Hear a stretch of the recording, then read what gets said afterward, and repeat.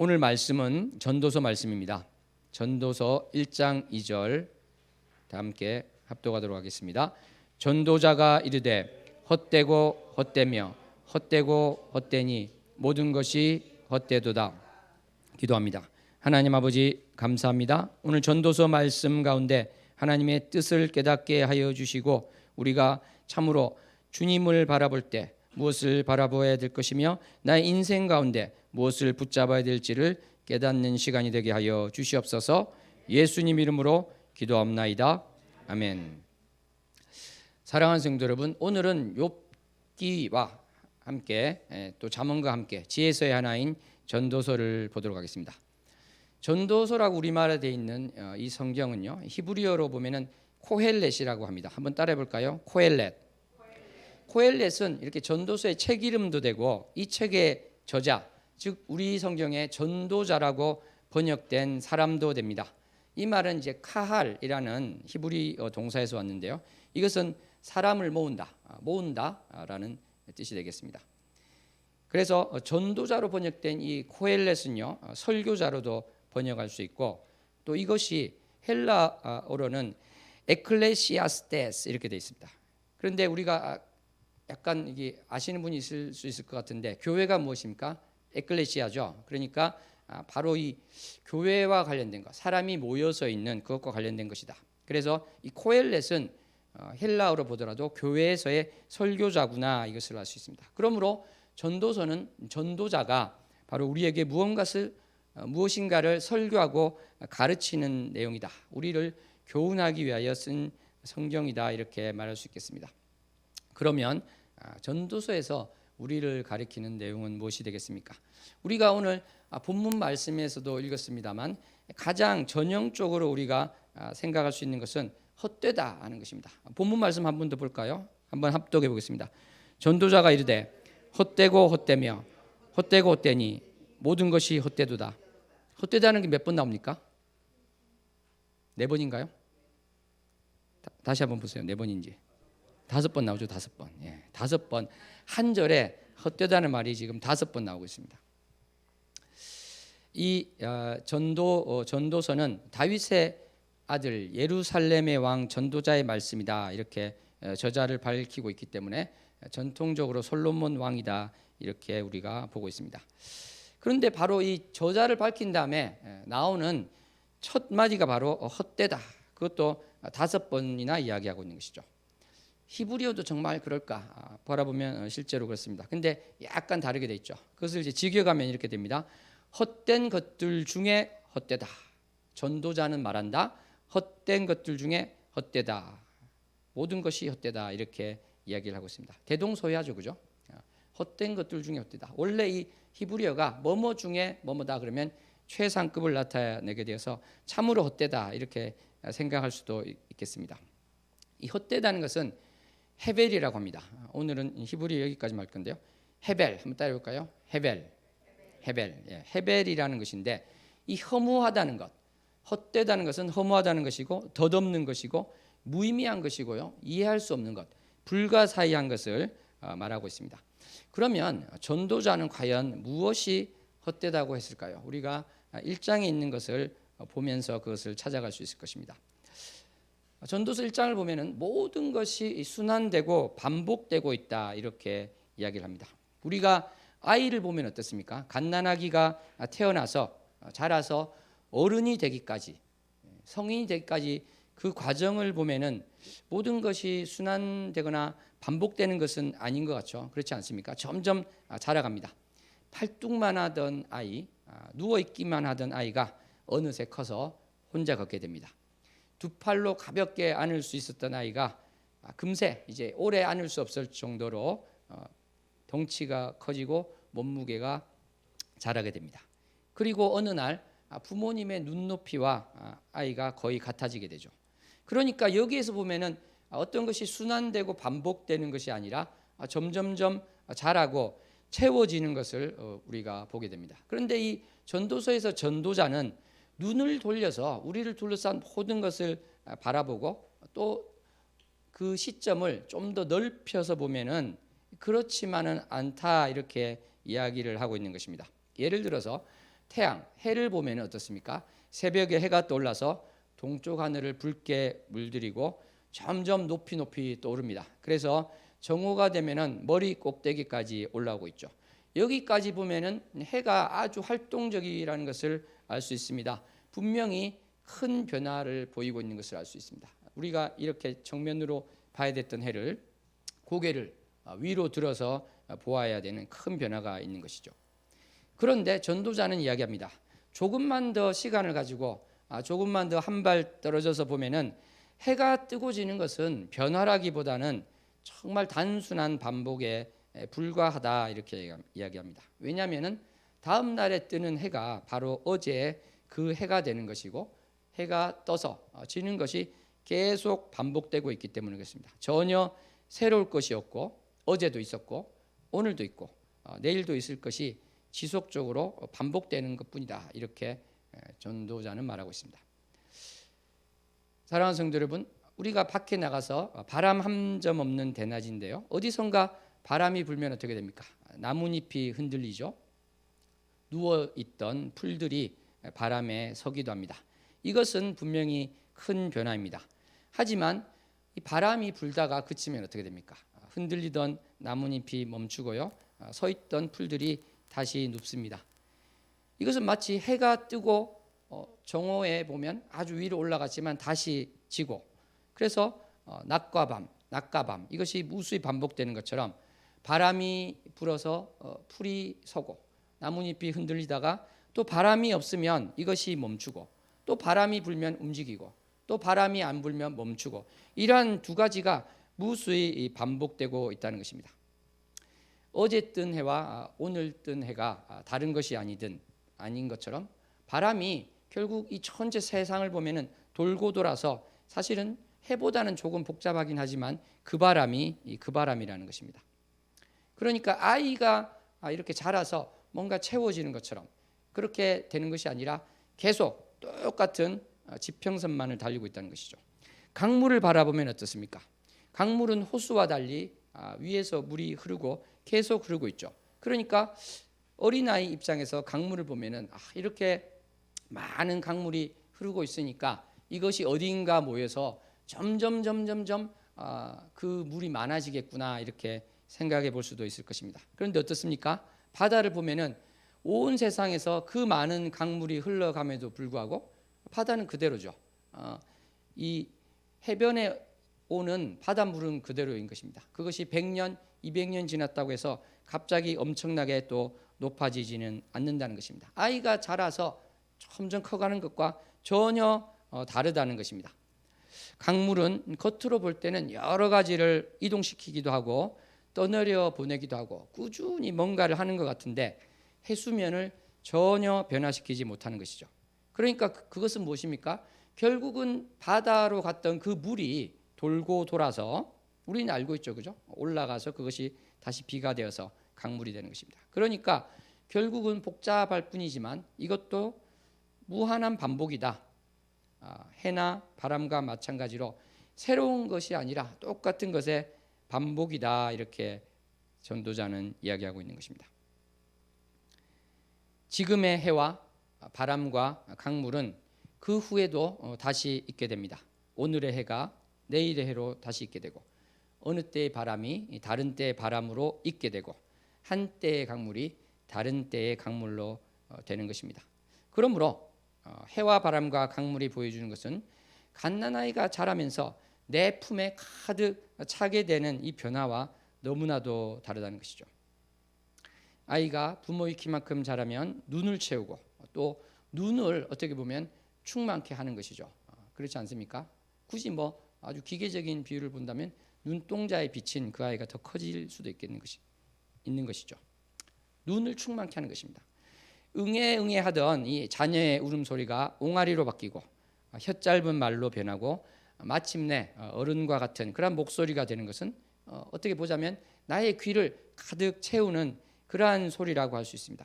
그렇지만 아까 말씀드린 해와 바람과 강물은 어떻습니까? 계속 반복일 뿐이기 때문에 눈을 충만케 할 수 없고 귀를 채울 수가 없습니다. 해가 정오에 도달해서 정점에 이른 다음에 계속해서 더 높아지지 않습니다. 내려갈 뿐이죠. 어제의 바람이 오늘의 바람과 합쳐져서 해가 지날수록 점점 바람이 커지는 것도 아닙니다. 바다도 마찬가지라고 말씀을 드렸습니다. 그래서 전도서 1장 8절에 보면은 눈으로 보아도 촉함이 없다고 이야기를 하고 있습니다. 귀는 들어도 가득 차지 않는다, 이러한 표현을 하고 있습니다. 그리고 이 만물이라는 것은 말로 표현할 수 없을 정도로 피곤하다, 지루하다, 그 말을 하고 있는 것입니다. 그러므로 전도서 1장 9절에 보면은 우리가 잘 아는 말씀이죠. 해 아래 새 것이 없다, 이렇게 이야기하고 있습니다. 왜냐하면 모든 것들은 반복되고 있을 뿐이기 때문에 해 아래 새 것이 없다, 이렇게 이야기합니다. 같은 시각으로 사람을 보면 어떻겠습니까?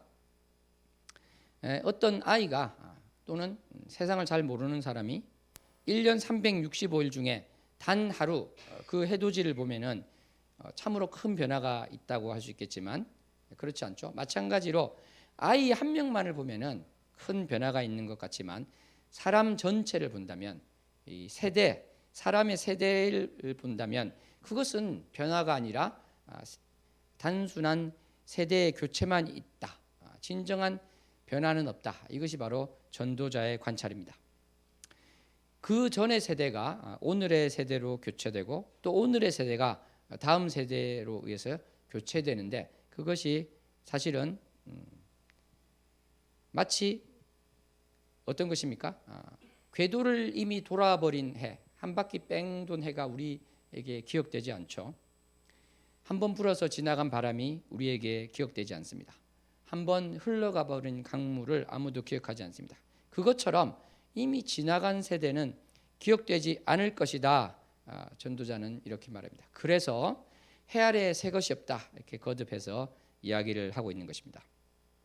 사랑하는 성도 여러분, 이 전도서의 1장에 나오는 이 헛되다는 것에 대해서 여러분은 어떻게 생각하십니까? 정말 사람을 포함해서 모든 것이 다 반복돼서 해 아래 새 것이 없고 헛되고 헛되며 헛되고 헛되기만 한 것일까요? 모든 것이 헛됩니까? 다른 반론은 없겠습니까? 어떻게 보면 우리가 기독교 세계관을 보면은 직선적인 세계관이다, 이렇게 하고 있습니다. 왜냐하면 시작이 있고 끝이 있기 때문에 그럽니다.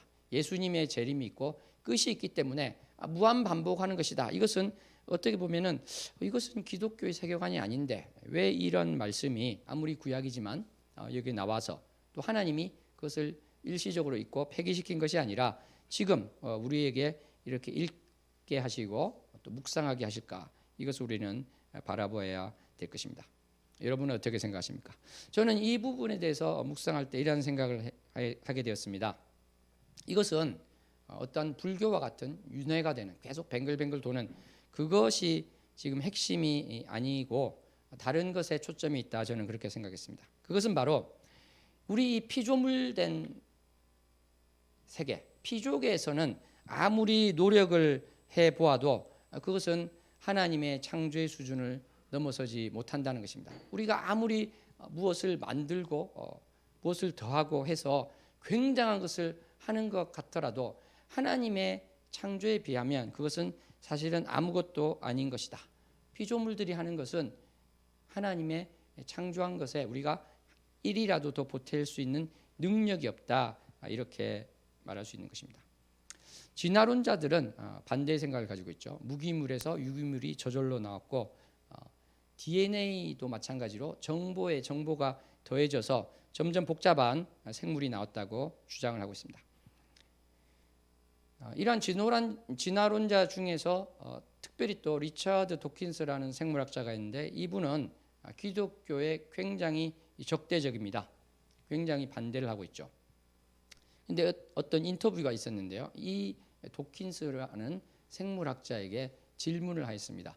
DNA에 있는 이 정보가 증가된 예가 하나라도 있으면 가르쳐 달라 했습니다. 근데 도킨스는 멀뚱멀뚱 쳐다만 보고 한마디도 대답을 할 수 없었습니다. 자신의 이론대로라면 점점 진화해서 뭔가가 정보가 더해지는 그러한 증거를 말할 수 있을 텐데 단 하나도 이야기를 하지 못했던 것입니다. 어떻게 보면 자신의 주장의 근거가 완전히 허물어지게 되는 것이죠. 얼마 후에 도킨스는 특별한 또 이야기를 하게 됩니다. 아마 이 질문에 대해서 곰곰이 생각을 해보았던 것 같습니다. 도킨스는 뭐라고 이야기를 했냐면 이 지구에 있는 생명체는 저절로 된 것이라기보다는 우주에 있는 어떤 지적인 생명체가 와서 만든 것 같다 이렇게 이야기했습니다.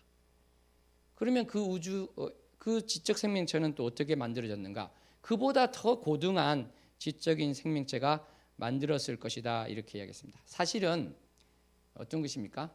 자신들이 주장했던 것, 진화론자들이 주장했던 것을 그 뿌리채 흔드는 스스로 부정하는 말이고 사실은 이것은 저절로 생긴 것이 아니라 하나님이 창조하신 것입니다. 이렇게 하면 되는 것이지만 그렇게 고백하기보다는 또 다른 쪽으로 피해 가려고 하고 있었습니다. 사실 이 학자는요 자신의 책에서도 그와 비슷한 이야기를 한 적이 있었습니다. 자신의 책에서 기독교를 비판했는데 만약에 우리 세계가 어떤 컴퓨터 내 시뮬레이션이라는 주장이 있는데 그것이 그런 주장을 당신이 듣게 됐을 때 어떻게 생각합니까? 이야기했을 때 이 사람은 이렇게 이야기했습니다. 그럴 수도 있겠네요. 이야기했습니다. 왜냐하면은 논리적으로 철학적으로 그것을 반박할 수가 없었기 때문이죠. 사실은 아무리 이 기독교를 반대하더라도 논리적으로 철학적으로 비판을 할 수는 없습니다. 나는 모르겠다고는 할 수 있어도 그것이 틀렸다 이렇게 말할 수는 없는 것이죠. 그렇지만 세상에 많은 믿지 않은 분들은 그것이 마치 부정당한 것처럼 학자들도 그렇게 이야기한다고 생각을 하고 있는 것이죠. 정직한 사람은 사실은 나는 그것은 잘 모르겠지만 나는 믿지 않는다 여기까지 말할 수 있지 틀렸다 이 말은 못하게 되는 것입니다. 다시 한번 아까 말씀드린 것으로 돌아온다면 하나님께서 창조주가 되십니다. 이 온 세상을 만들었는데 우리는 거기에 아무것도 사실은 더할 수 있는 능력이 안 된다는 것입니다. 우리 인간을 보면은 상당히 많은 것을 이룩한 것은 사실입니다. 하늘을 나는 비행기를 만들었고 대기권을 넘는 우주선을 만들고 달까지 다녀오고 또 태양 끝까지 인공물을 우주선을 보내기도 했죠. 이것만 본다면 정말 인간이 아주 대단한 것 같습니다. 그렇지만 제가 여러 차례 비유로 말씀드립니다만 이것은 전체 우주를 보면 너무나도 미미한 것에 불과하다 이것을 알 수 있습니다. 우리 은하가 지구만하다고 한다면 우리 인간이 간 거리는 고작 손가락 끝에서 손가락 끝 그 정도밖에 안 되는 것입니다.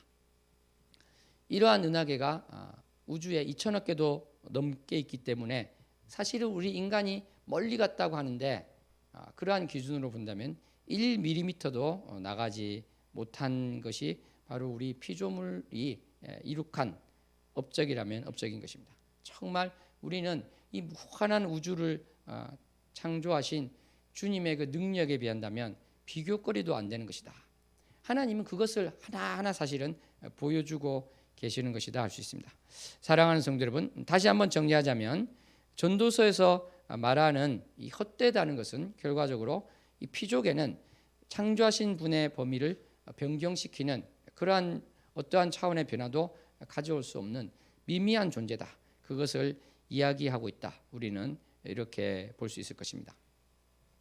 사랑하는 성도 여러분, 전도서에서 전도자는 지혜를 통해서 헛되지 않음을 알려고 해보았습니다. 그리고 술이라든지요, 사업이라든지 자신을 즐겁게 하는 것, 노비, 은금, 처첩을 늘려서 소유를 가지고 쾌락으로 즐거움을 얻으려 해보았습니다. 하지만 전도자는 이러한 모든 것이 바람을 잡으려는 것처럼 또 헛되다고 이야기를 합니다. 바람을 잡으려 한다는 것은요, 정확하게 말하면 바람을 뒤쫓는 것이다 이렇게 볼 수 있습니다. 바람은 꽃잎과 달리 아무리 뒤쫓아 간다고 해도 없어져 버리고 마는 것입니다. 무언가를 뒤쫓았는데 그 대상이 사라져 버리고 마는 그 허무한 결과를 주고 마는 것이 바람이고 그것을 뒤쫓는 것입니다. 그러므로 우리가 이 땅에서 무언가를 통해서 무언가를 알려고 하고 또 어떠한 것을 즐거움을 누리려 할지라도 그것은 사실은 어떻다는 것입니까? 바람을 잡는 것처럼 바람을 뒤쫓는 것처럼 허무한 것이다. 해 아래 새 것은 없다. 이렇게 이야기하고 있는 것입니다. 우리 옆 사람과 함께 고백했으면 좋겠습니다. 해 아래 새 것이 없습니다. 그리고 우리는 참으로 무지하다. 이것이 전도서에서 주기적 계속 반복해서 나오고 있는 말씀이 됩니다. 전도서 11장에 보면은 바람의 길이 어떠한지 알 수 없고 아이벤자의 태에서 뼈가 어떻게 자라는지 알 수 없다. 이렇게 이야기를 하고 있습니다. 전도서 8장에 가더라도 사람이 능히 알아낼 수 없다. 그 말을 여러 번 반복해서 이야기하고 있습니다. 사람의 경우에도 하나님의 손 아래서 사랑을 받을지 미움을 받을지 그 미래의 일들에 대해서 알 수 없다. 계속 그 이야기를 하고 있습니다. 그래서 9장에 가보면 이런 이야기를 하고 있습니다. 사실은 모두가 같다.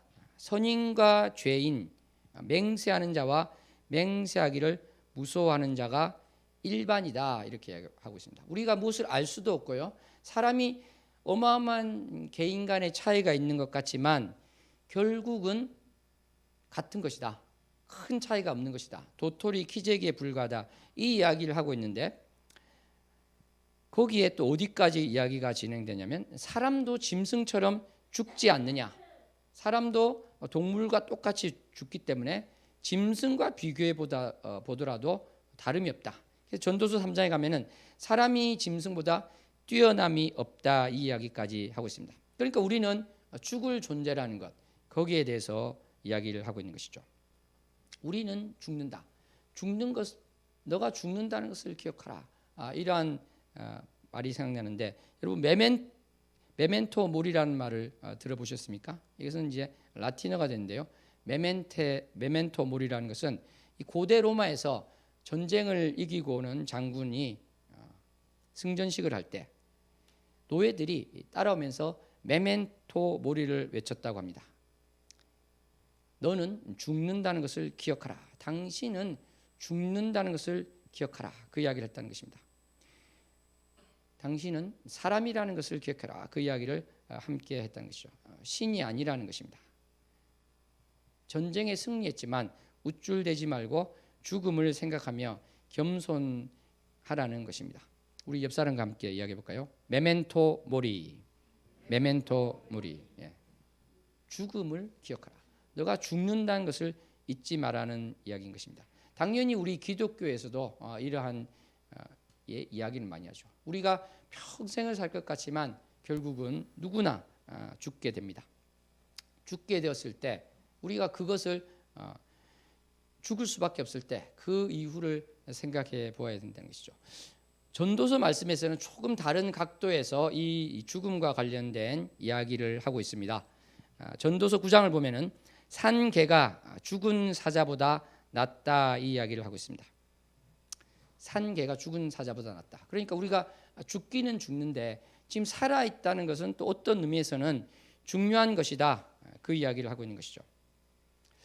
그래서 우리가 앞에서 말씀드린 게 우리가 아무것도 제대로 알 수가 없다고 이야기를 했지만 그렇다고 하더라도 우리가 아무것도 안 해서는 안 된다. 이것이 또 전도서의 여러 주제 중에 한 말씀이기도 합니다. 예를 들어서 전도서 11장 1절을 보면은요.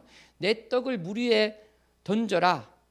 이렇게 나오는데 이게 참 이해하기가 어려운 말인데 주석가들이 연구를 해보았을 때 이것은 아마 해상무역에 관련된 것이 아닐까 이렇게 해보았습니다. 그러니까 배가 가다가 침몰하면 어떻게 되죠?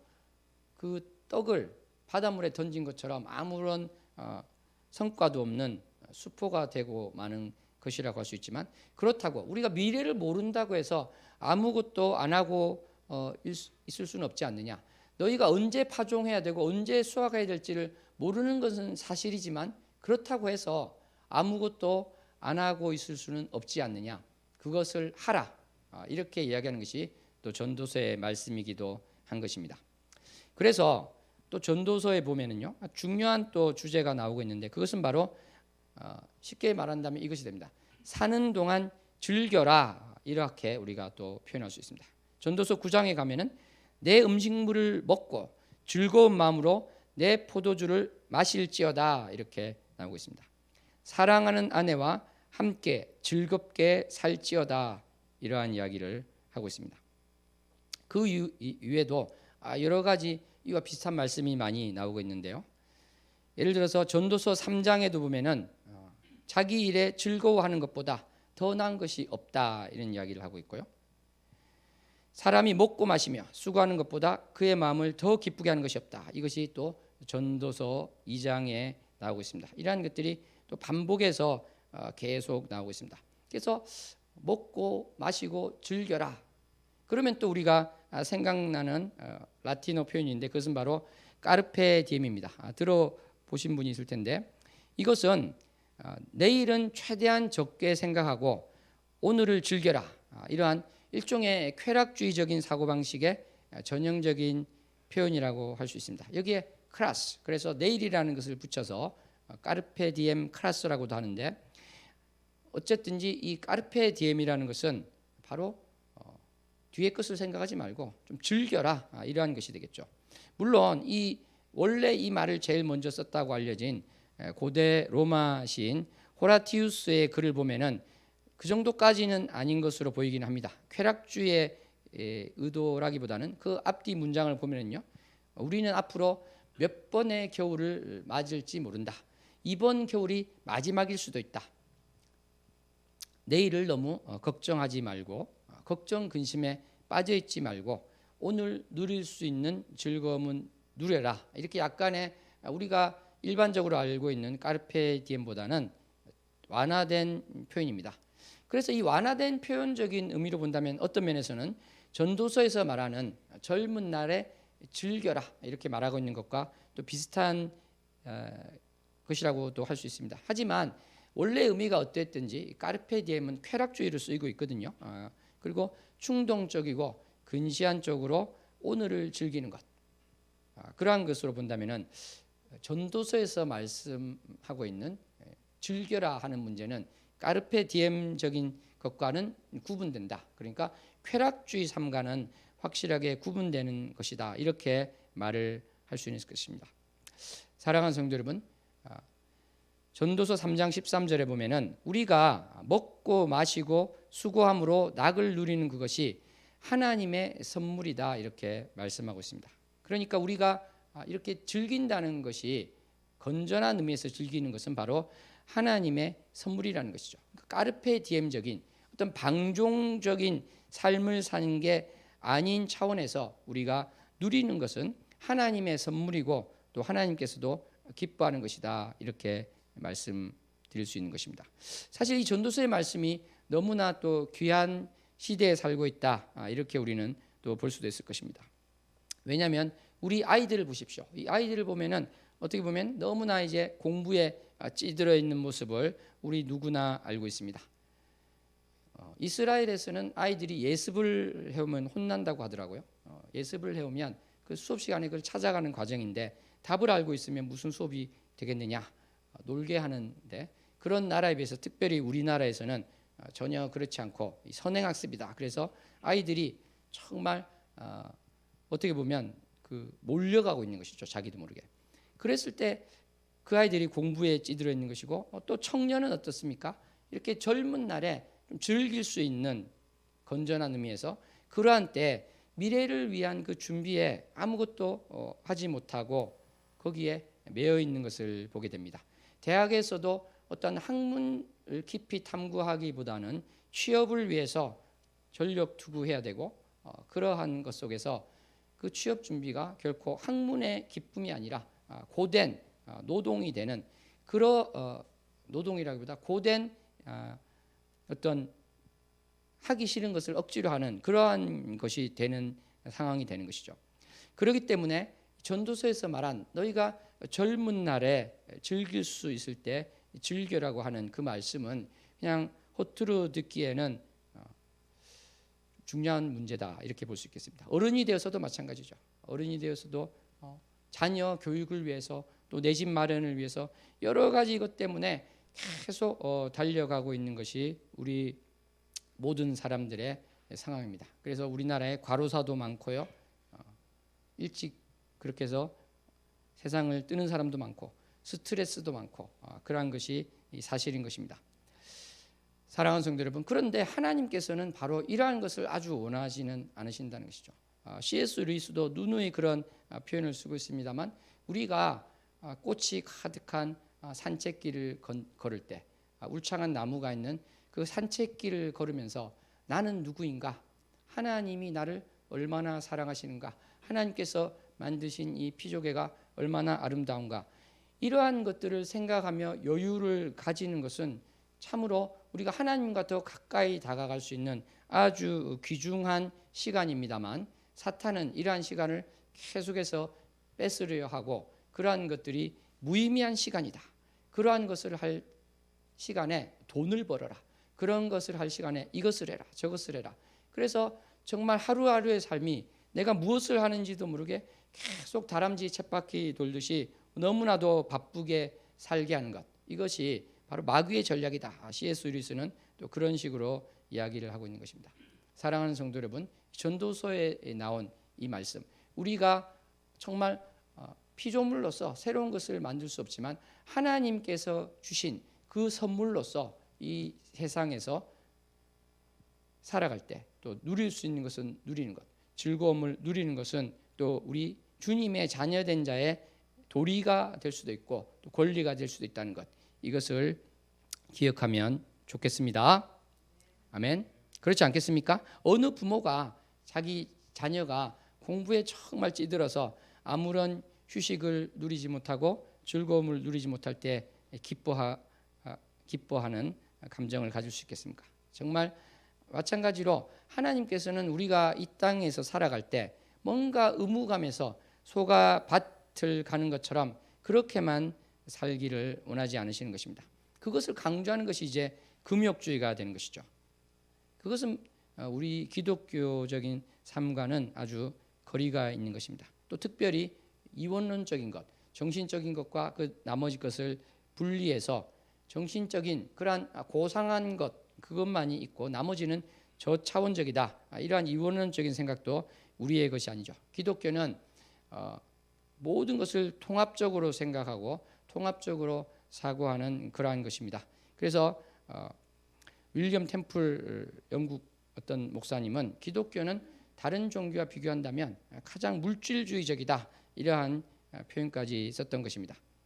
사랑하는 성도 여러분, 하나님께서는 우리가 정말 모든 영역에 있어서 주님이 선물로 주신 것을 누리기를 원하십니다. 천국을 이 땅에서도 누리기를 원하시는 것입니다.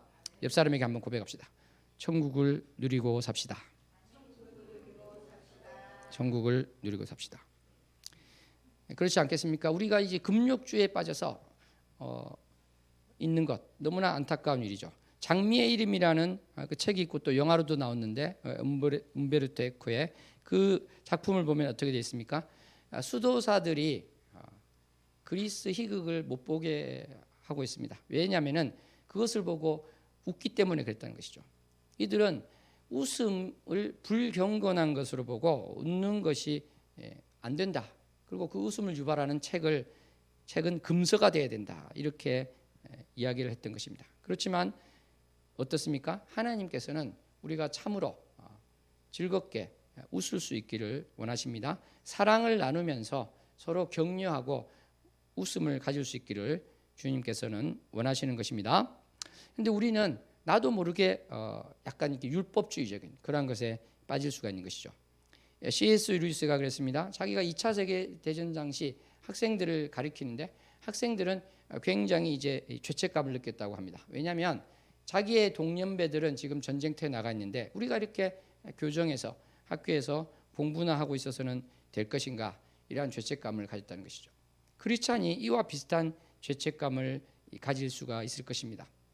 그렇지만 하나님께서는 내가 정말 박해를 받을 때도 있고요, 내가 정말 열심을 다해서 가족도 돌볼 수 없을 정도로 그러한 주님의 일을 할 때도 있고, 또 특별히 그런 사람을 구별해서 허락하신 경우도 있지만 모든 크리스찬이 그렇게 살 수도 없고 또 365일을 그렇게 살 수도 없다는 것을 우리는 알고 있습니다. 하나님이 또 그렇게 모두가 또 그렇게 살기를 원하지는 않는다, 저는 그렇게 생각합니다. 각자의 그릇에 맞게 내가 박해를 받을지라도 그것이 복음을 전하면서 고난을 당할지라도 그것이 나에게 진정한 의미에서 기쁨이 된다면 그것을 하는 것이고요.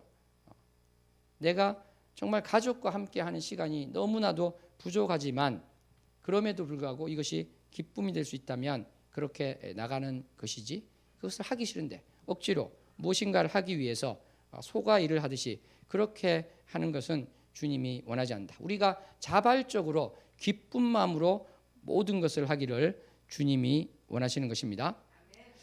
그리고 우리가 이 즐긴다고 했을 때 이것도 굉장히 중요한 것 같습니다. 우리가 이 머릿속에 생각을 할 때 바로 남과 비교해서 나의 여러 가지 형편을 생각해서 스스로 속박 가운데 있다면 이것도 전혀 자유롭지 못한 것이고 즐기지 못하는 것이 되겠죠. 내가 남과 비교해서 스스로 힘들어지는 것, 이것도 우리가 꼭 피해야 되는 것이라고 생각합니다. 이 많은 사람들이 기독교에 대해서 크게 오해하고 있는 것이 바로 기독교가 여러 면에서 사람들을 어느 정도는 얽어매고 억압하는 것 아닌가, 그러한 식으로 이야기하는 사람이 있는데 그렇지 않습니다. 기독교의 진수는 자유라고 할 수 있습니다. 진리가 너희를 자유케 하리라고 말씀하셨는데요. 정말 기독교는 자유로운 것이지 그것이 무엇인가를 이거를 못하게 하고 저거를 못하게 해서 억압하는 것이다, 얽어매는 것이다, 그것은 결코 아닌 것입니다. 마약이나 도박을 비롯한 여러 형태의 중독에 빠진 사람들을 생각해 보십시오. 그들이 중독에 빠진 그것을 못하게 하는 것이 억압이고 자유를 빼앗아 간 것이다, 이렇게 그들은 주장할 것입니다. 하지만 바로 이들이 마약이라든지 도박을 비롯한 그러한 중독의 포로가 되어 있는 것입니다. 그것에 노예가 되어 있는 것입니다. 그러므로 내가 좋지 않은 습관을 가지고 있으면서 그것이 기쁘다고 하는 것은 사실은 나는 속고 있는 것이고 마귀가 주는 그 생각, 옛사람이 가진 그것에 내가 계속 속고 있는 것이고 속박당해 있는 것이고 사실은 자유롭지 못하다는 것입니다. 진리가 너희를 자유케 하리라. 옆사람에게 고백합니다. 진리가 너희를 자유케 하리라. 물론 이것은 근본적으로는 우리가 마귀의 사슬에서 풀려나서 구원받은 자가 되는 그것을 말씀하는 것입니다만 우리의 전 영역에서 사실은 이것을 적용할 수 있고 그것과 연관되어서 우리가 볼 수 있을 것입니다. 더 나아가서 참으로 내가 충분히 살만한데도 불구하고 남과 비교해서 계속 큰 부를 누리기 위해서 계속 전력 질주하는 것, 남보다 더 큰 명예를 누리기 위해서 숨도 쉬지 않고 달려가는 것, 남들보다 더 뛰어난 외모를 가지기 위해서 너무나도 불필요한 노력을 하는 것, 이러한 모든 욕망도 사실은 이 중독과 필요 없는 것으로서 나를 묶고 있는 것이고 나를 속박하는 것이고 내가 바로 거기에 노예가 되어 있는 것이다, 이렇게 우리는 볼 수 있을 것입니다.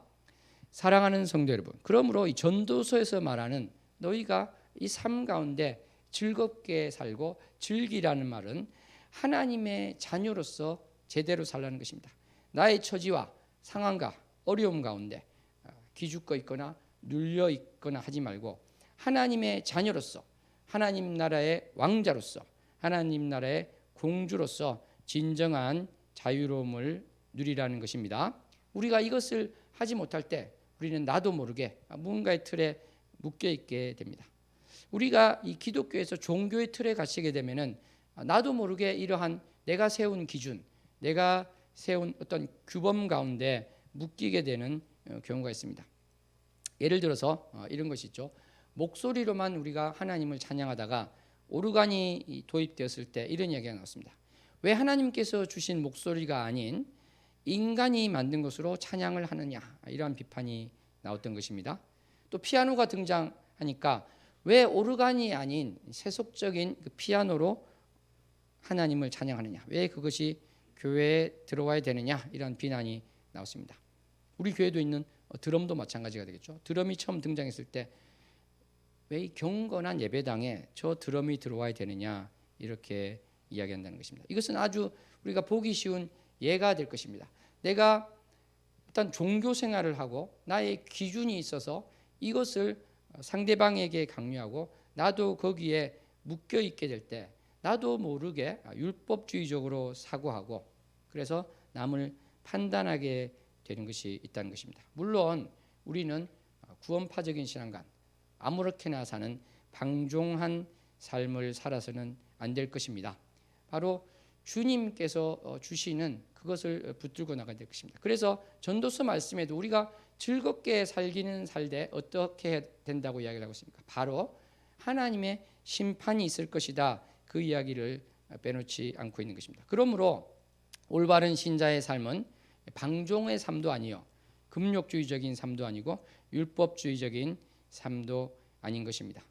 참으로 주님께서 주시는 그 올바른 것을 찾아가야 된다는 것인데, 그것은 우리가 여러 가지로 알 수 있겠지만은 나도 모르게 사실은 이것이 매여 있을 수가 있습니다. 내가 사람들을 대하는 태도, 나의 자녀를 대하는 태도, 직장에서 다른 곳에서 사람을 대하는 태도 가운데 여러 가지 기준이 있을 수 있습니다. 특별히 우리나라는 유교적인 것도 많기 때문에 그러한 것도 많이 적용하게 되겠죠. 그렇지 않겠습니까? 그래서 어떤 분은 공자가 죽어야 된다 그런 책을 쓰기도 했는데, 그 정도로 어떤 면에서는 공자가 예수님 위에 있는 이러한 교회도 있다고 말할 정도로 나도 모르게 거기에 물들어 있는 것이죠. 감히 나한테 저런 말을 해? 감히 내 앞에서 저런 태도를 보여? 이러한 것이 나도 모르게 있을 수 있다는 것입니다. 우리 모두는 이러한 것들에서 자유로워져야 될 줄로 믿습니다. 그래서 사실은 이러한 것에서, 모든 것에서 우리가 노연할 때 우리는 어떻습니까?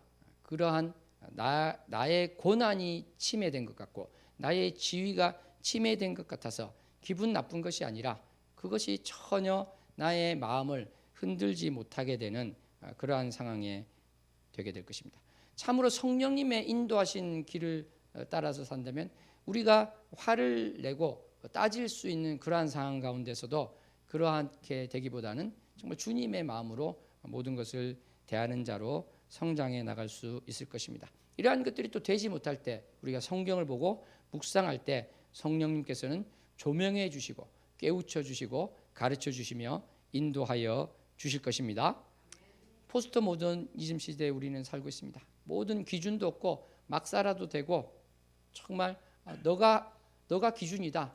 너가 하는 것이 맞는 것이지 남을 바라보지 말라. 이런 식으로 말하고 있습니다만 그것이 아닌 것입니다. 남과 비교할 필요는 없는 것이지만 기준이 아무것도 없는 것이 아니다. 그 기준은 바로 하나님의 말씀인 성경인 것입니다. 거기를 기준으로 우리는 모든 것을 생각해야 되고 모든 것을 행하기 위해서 나가야 될 것입니다. 사랑하는 성도 여러분, 그런 의미에서 우리는 이 전도서 말씀은 염세적인 말이 아닌 것입니다. 그러한 말씀이 아니고 전도서는 바로 하나님을 경외하는 것으로 나아가는 것으로 이 말씀을 마치고 있습니다. 전도서 12장 5절에 보면은 영원한 집을 이야기하고 있습니다. 모든 것이 헛되다고 했지만 영원한 집이 있다는 것을 이야기를 하고 있습니다.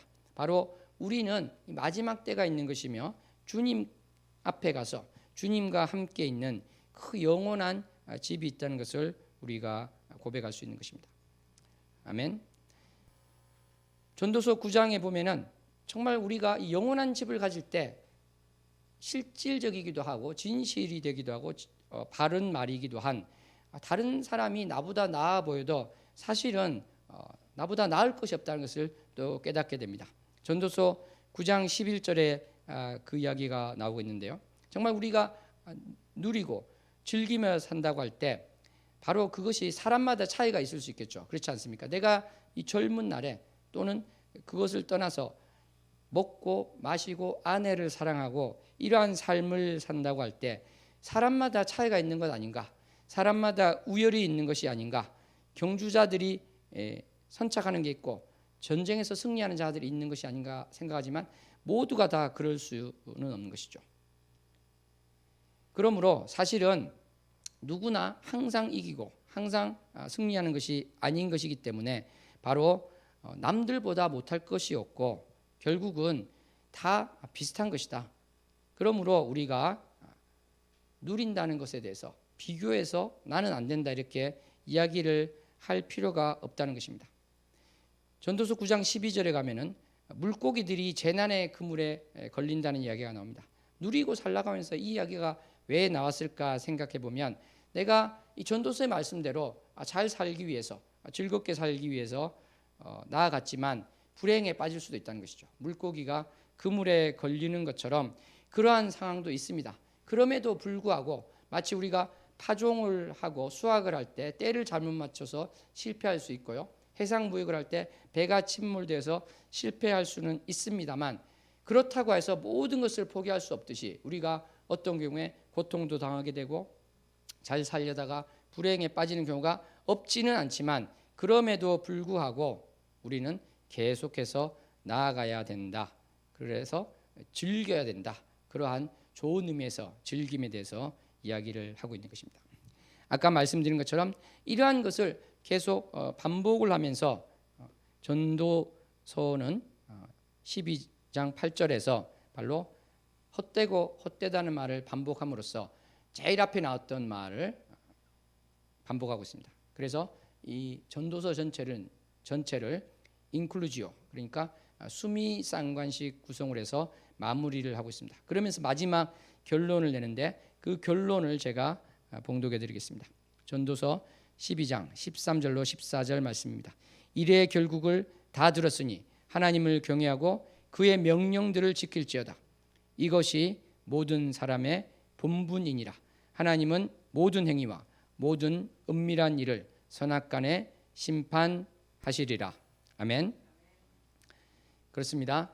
하나님을 두려워하고 하나님의 명령을 지키는 것이 바로 사람의 의무가 된다. 이렇게 이야기를 하고 있습니다.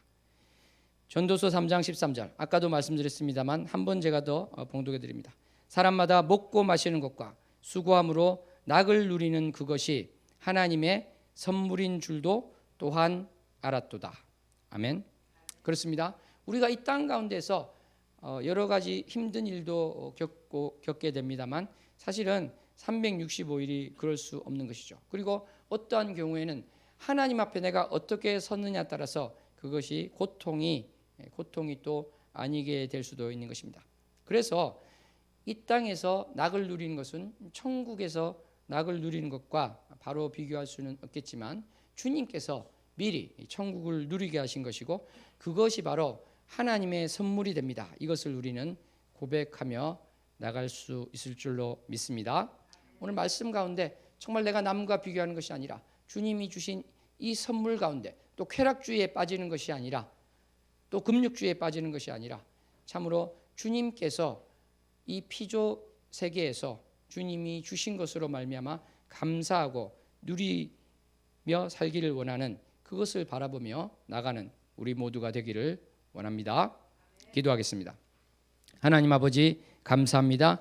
전도서 말씀 가운데 창조주에 비추어 볼 때 우리 하는 것이 모든 것이 헛되고 헛되며 헛되고 헛되다는 것을 고백합니다. 그럼에도 불구하고 주님께서 우리에게 선물로 주신 것을 기억하며 이 땅 가운데 그 주님께서 주신 선물을 누리고 사는 자 되게 하여 주시옵소서. 주님께서 지으신 세계를 바라보게 하여 주시고 주님께서 나에게 허락하신 나의 옆사람과 가족과 그 모두를 바라보게 하여 주셔서 이 가운데 우리 주 예수 그리스도의 사랑을 느끼며 살아가게 하여 주시옵소서. 특별히 십자가 은혜교회 모든 지체가 사랑으로 하나 되어서 주님의 그 사랑을 서로 전하며 서로 사랑하는 하나의 몸된 교회를 이루는 모두가 되게 하여 주시옵소서. 그리하여서 이 땅 가운데 참으로 주님의 기쁨이 되는 삶을 살게 하여 주시며 주님이 주신 것으로 충만하여서 주님의 사랑과 주님이 주시는 기쁨을 전하는 자 되게 하여 주시옵소서. 예수님 이름으로 기도하옵나이다. 아멘.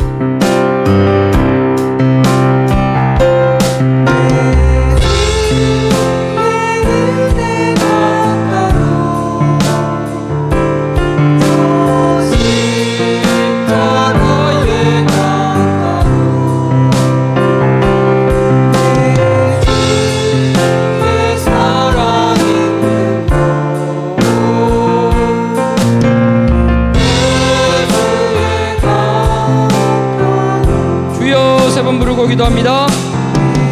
주여, 주여, 주여. 주님이 허락하신, 주님이 창조하신 이 모든 것 속에서 주님이 원하시는 기쁨을 누리기 원합니다. 내 상황이 어떠할지라도 주님께서 주신 것으로 기뻐할 수 있는 자 되게 하여 주시며, 주님이 허락하신 이 모든 것 가운데 누리며 사는 자가 되게 하여 주시옵소서. 즐거움을 가지는 자가 되게 하여 주시고, 또 주님께서 허락하신 모든 관계 속에서 기쁨을 누리는 자 되게 하여 주시옵소서. 우리가 참으로 무엇을 하는지 모르고 전력 질주할 것만이 아니라 참으로 이제는 멈추어서 주님을 바라보는 시간을 가지기 원합니다. 내가 어디서 와서 어디로 가는지를 생각하는 자 되게 하여 주시고, 나를 이 세계 가운데 지으시며 세워놓으신 주님의 뜻을 헤아리는 시간이 되게 해주시고, 주님께서 만드신 그 모든 것 가운데 감사함을 누리게 하여 주시옵소서. 주님의 은혜의 강물 가운데 생명수를 누리는 자 되게 해주시고, 평강을 누리는 자 되게 해주시고, 화평을 누리는 자 되게 하여 주시옵소서. 미움 다툼 시기 질투가 없는 삶을 살기를 원합니다. 나의 마음이 평강 가운데 있기를 원하며, 나의 마음이 성령님께서 인도하심 가운데 나가는 자 되기 원하며, 예수 그리스도의 보혈로 덮인 자로서의 삶을 살기를 원합니다. 주님께서 십자가에서 나를 위하여 모든 것을 행하셨음을 기억하는 자 되기 원합니다. 주님이 해주신 것이 참으로 나에게 충만합니다. 주님으로만 충만합니다.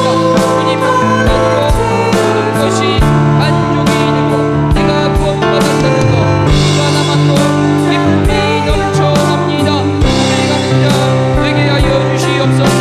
참으로 전도서 말씀하는 것처럼 내가 주님의 피조림을 기억하게 하여 주시고, 주님이 허락하신 것 가운데 누리며 쓰는 자 되게 하시고, 즐거움을 가지며 나가는 자 되기 원할 때 주님께서 일상이 되게 해주시며, 또 내가 쾌락주의에 빠지지 않게 하시고 반동주의에 빠지지 않게 하여 주셔서 참으로 주님의 기쁨이 되는 자가 되게 하시며, 기쁨의 삶이 되는 자가 되게 도와주시옵소서. 주님 감사합니다. 사랑합니다. 우리의 고백과 결단을 들어 주시옵소서. 하나님 아버지 감사합니다. 참으로 주님께서 허락하신 모든 것 가운데 감사함으로 나아가게 하여 주시며, 기쁨으로 나아가는 자 되게 하여 주시옵소서. 주님이 나를 자녀로 삼아 주셨음을 기억하는 자 되게 하여 주시고, 예수 그리스도의 십자가의 공로가 나의 구원을 이루는데 충분합니다 고백하게 하여 주시고, 나를 구원하신 주님의 그 크신 은혜에 감사하고 감격하여서 기쁨의 삶을 살게 하여 주시고, 우리 주 예수 그리스도의 사랑으로 살게 하여 주시며, 그 사랑을 전하는 자로서 삶을 살게 하여 주시옵소서. 내 안에 내주하시는 성령님께서 조명하시는 대로 그 길을 따라 인도함을 받아가는 우리 모두가 되게 하여 주시옵소서. 예수님 이름으로 기도하옵나이다. 아멘.